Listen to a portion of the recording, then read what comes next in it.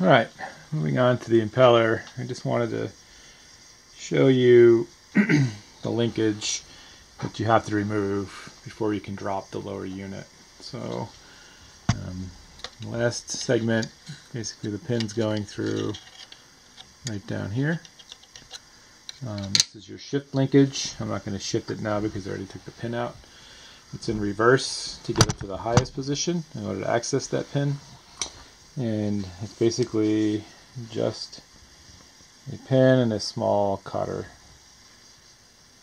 Steel pin with a hole and a small cotter pin that you have to remove. Now, I didn't have any trouble getting in there with just a standard pair of pliers and the carburetor removed to actually get it. And you probably only have to take the air screen, carburetor pre-screen off to access that. You don't have to remove all the electronic components on the other side if the pin's installed with the cotter pin on this side. So it's actually, all I had to do is needle nose, grab the cotter pin, pull it out. It was pretty easy. Alright, so just moving on to removing the lower unit.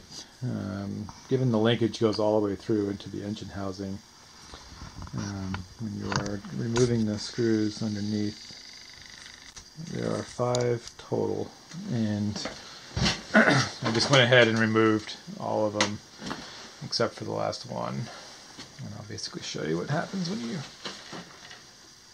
so 10 millimeter, I have a piece of styrofoam, so I just punched 5 holes in it for these bolts. These bolts actually have grease on them, so I actually think somebody's been in here recently to replace this impeller. So as I mentioned, the gentleman did say freshly serviced, and I was never able to confirm what the service actually was. I made a quick hole. Did not. And basically I'm using a piece of cardboard to support the keel. The shaft linkage. I don't know if that's made that way. Yeah, that, because I already undid that. Pop that off.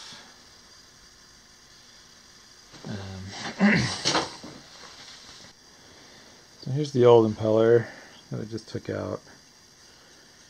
And you can see some of these are going in the same direction. Yeah, there's one here going in the wrong direction. That one's going in the wrong direction.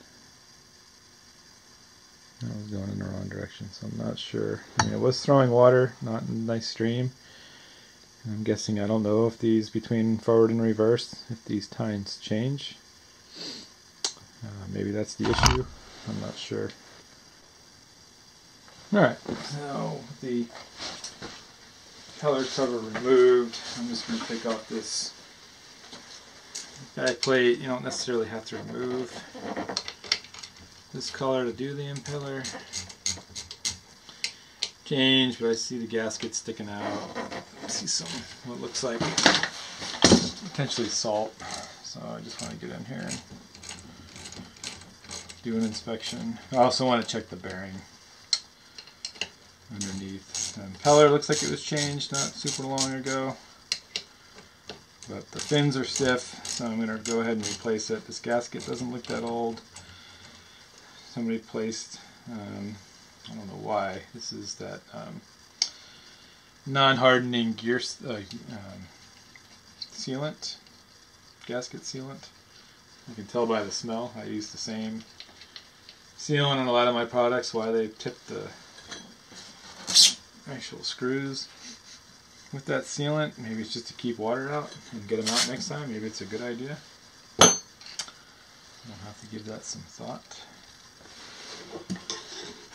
These guys down with the washers. That came up pretty easily without a fight. It's just a dowel. Get that back.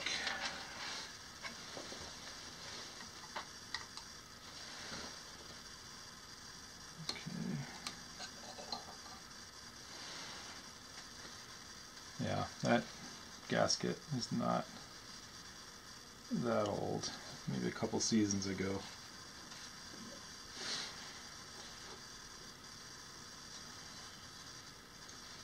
But we're going to go ahead and remove, yeah, given how clean that's coming off. It's not that old. So there's a gasket on each side.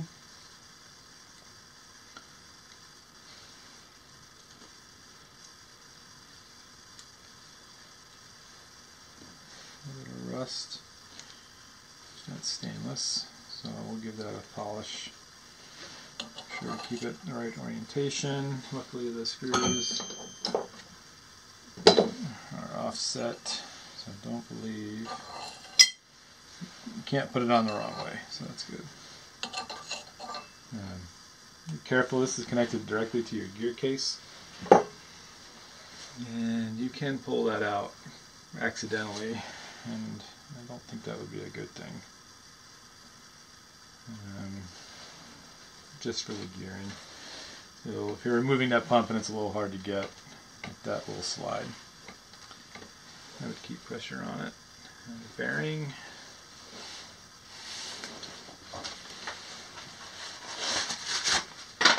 Actually looks to be in good shape.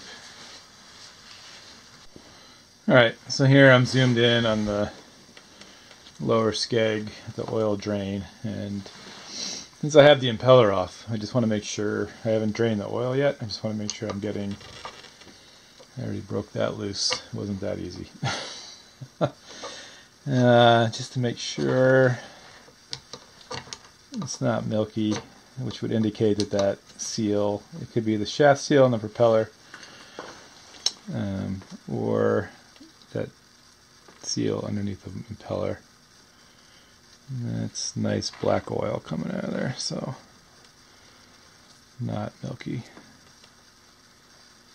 So let's screw that back on for now. We will change that gear oil before we run it with 90 weight.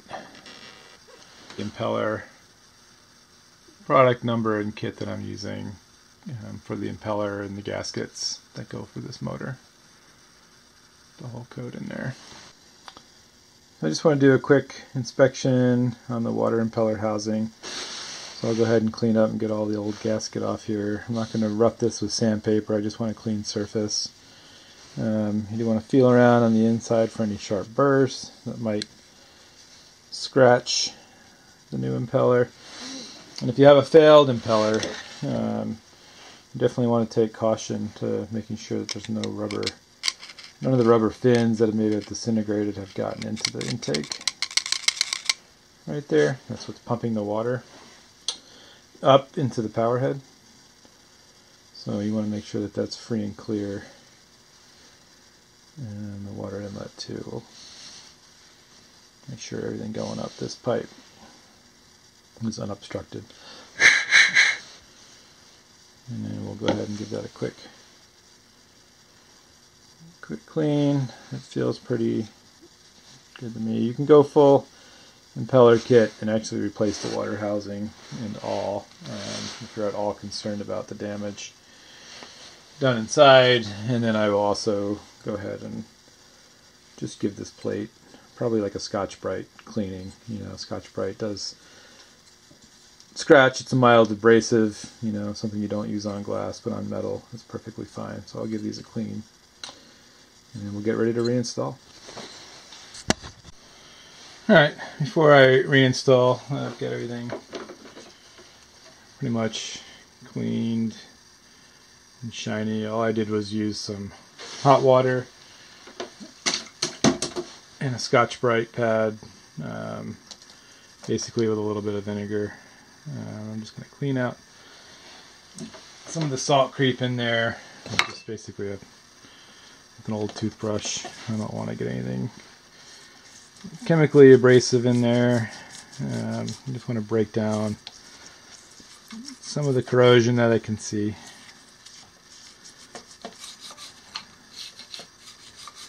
I wouldn't even call it corrosion, I just call it buildup. Before I reinstall. Wouldn't use any sandpaper, things like this. Again, I think the Scotch-Brite pad is enough to basically break down any erosion building up on the surfaces.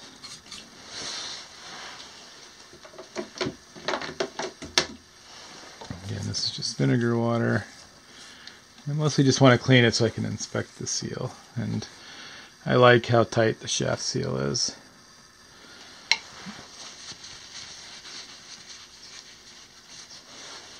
Reorient the inlet. Again, the rear mounting cover holes only line up one way.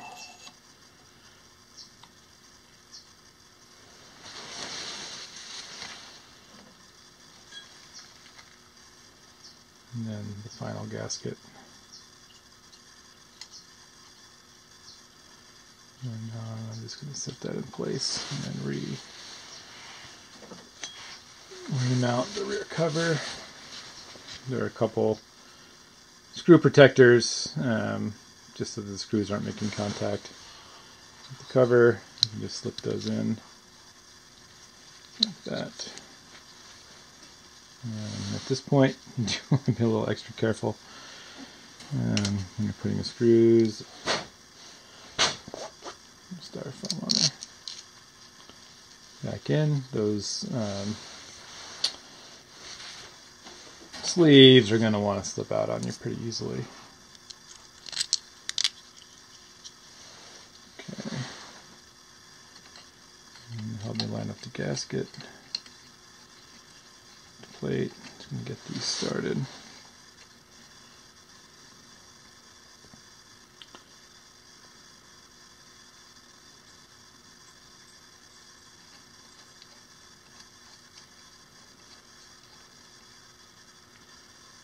Okay.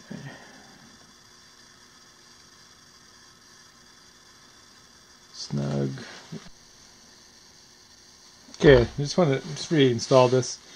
Just wanted to make sure the way they came off. One of these gaskets has a little bit of an extra tab at the bottom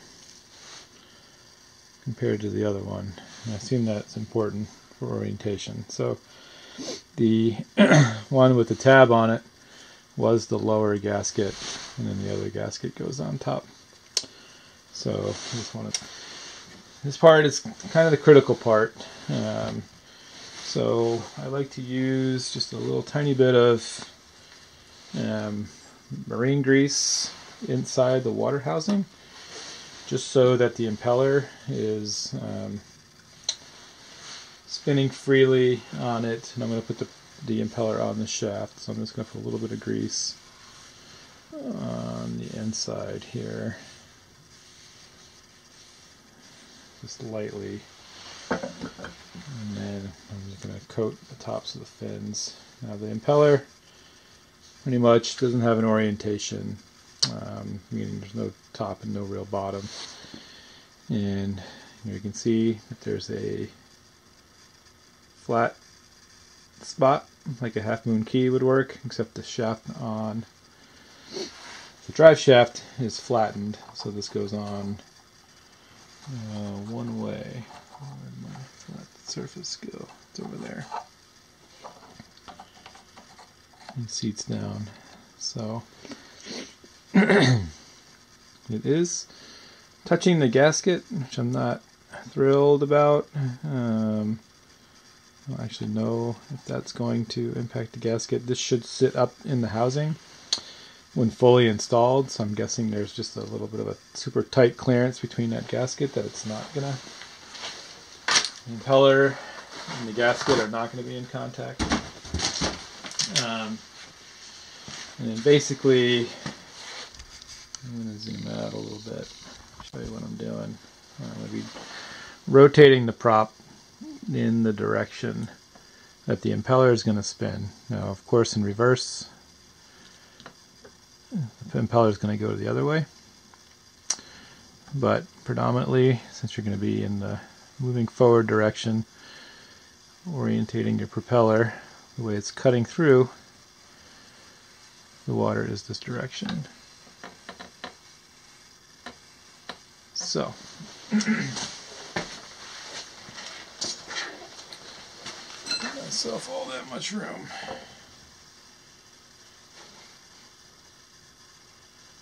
Alright, line up the water housing. There's an indentation here that fits into the cover intake. And then I'm just going to start rotating the propeller shaft. Pushing down until I feel that going in. Give it a couple turns. I'm going to pull it up just so I can see the fins. And it's just a little bit of grease makes that go in really nice and easy. Reinstall the 4 bolts. And then I'll show you, if you're fortunate enough, like me, have the drive shaft come out all the way. This is the actual drive shaft that goes into the power head. And this is the bottom end that clips onto the gear shaft, and then there's a water inlet tube and your shift linkage. So in order to get this all back together, you got to line up all 3 perfectly. So I'll pause, remount these bolts, and then we'll go through the installation process, and we'll see how lucky I get.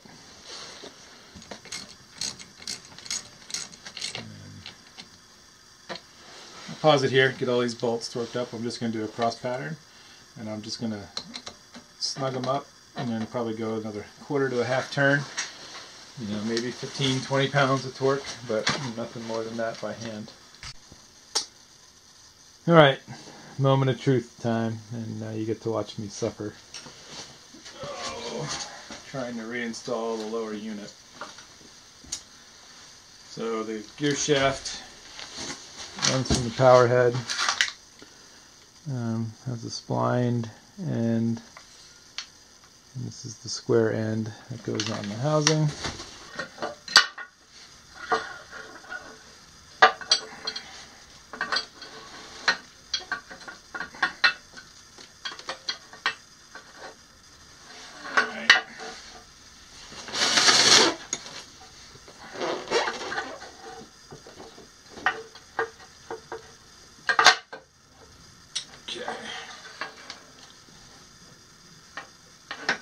Tube.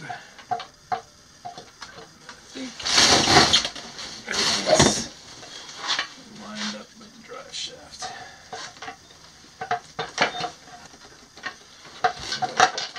Second set of hands. It probably would be good to have somebody holding the engine from falling over on the engine stand.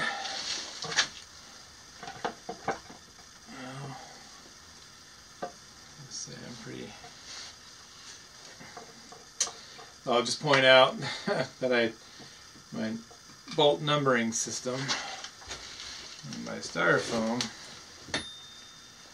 worked out pretty well. Actually, that's the wrong bolt.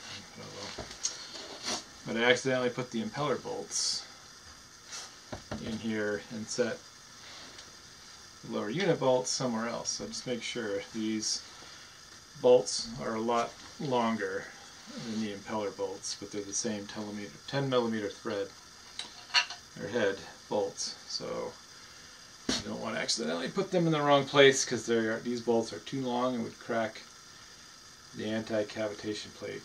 I think you'll figure it out pretty quick that they don't fit, as I did, and I actually thought it was the sealant that was on there, so I kept cleaning them, rethreading them, cleaning them, and rethreading them, and realized, no, I'm using the wrong bolts. I basically just want to see if they'll go up without a fight.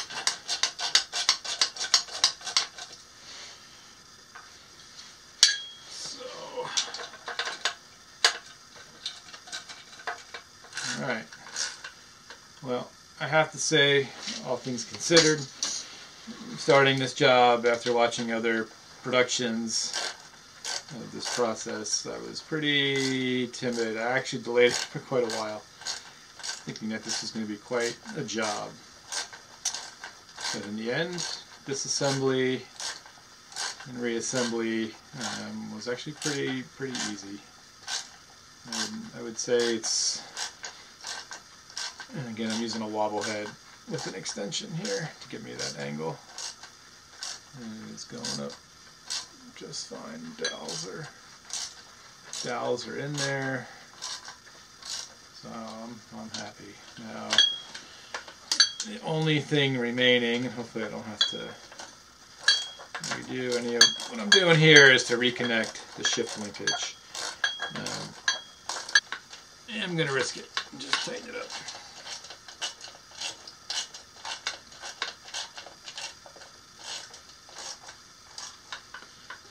Alright, again I'm only putting about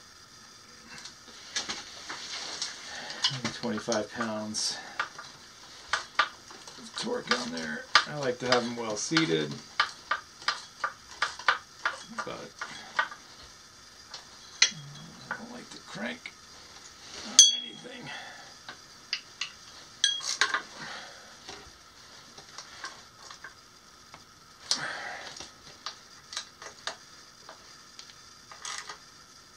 Okay, so that's it. That's the impeller. So that's the one we took out. Not happy with how that one actually looks.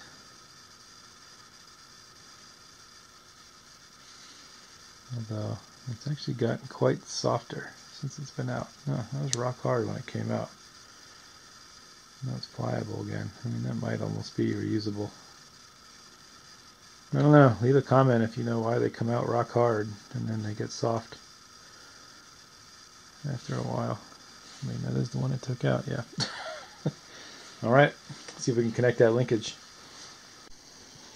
Alright, I'm going to do my best to show you reconnecting this linkage. So just to orient where we are, we're at the front of the engine case. Pull cord is right here, shift linkage is right here. Here's the choke and choke linkage. Carburetor is removed just for a little bit easier assembly and disassembly. And this is the part I was most concerned about putting back together, but I actually, barring I don't drop too much stuff, and of course with the light and the camera, it's going to be a little bit hard to maneuver everything, but I can get the throttle linkage out of the way. So close. Oh, that went right in. Wow. Okay. Well, that gives me great hope. And blow that out, make sure it's clear. See through it. So that's just going to get reinserted through that lever. It goes through the shaft, the shift shaft that goes all the way down to the lower unit, and then out the other side, and then install the cotter pin. I assume the cotter pin is going to be the trickiest part of the equation. Everything's oriented the correct way. I just don't have all 1, 2, 3 holes lined up. So I'm going to look around the shop real quick for something pointy that I can get those 3 holes lined up. Alright, continuing, I'm just going to use the butt end of this dental tool to try to get the linkage. I apologize for rocking the camera. I'm going to use it to pull it up. And I'm actually going to, I don't think there's any harm in moving the linkage down.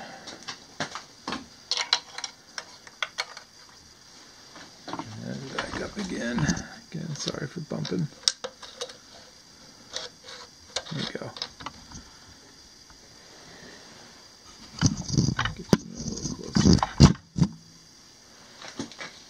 Alright. So I am lined up. Let's see what happens when I take that out. Oh, it stays. The edge of the pin. So now probably gets a little nerve-wracking because if I drop this pin, it's stainless steel, I'm not going to be able to recover it with the magnet. So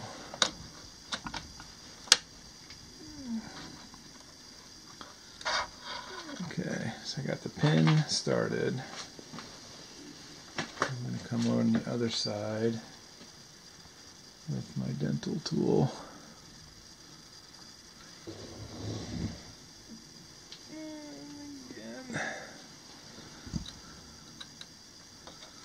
Now I want to pull that up while pushing that through without pushing this back out.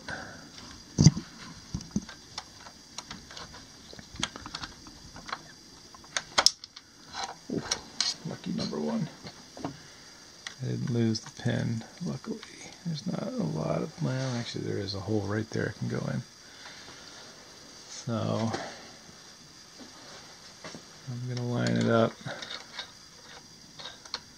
again manually. Just gonna move the shifter and see if I can get a better position before I start. Doesn't look like I can. Can I bend that in? Yes, I can. Alright. Well, I don't know if this is boring or it's exciting to watch somebody suffer trying to do tedious engine work, but I'm going to keep going for the full appreciation. Alright, get this started again.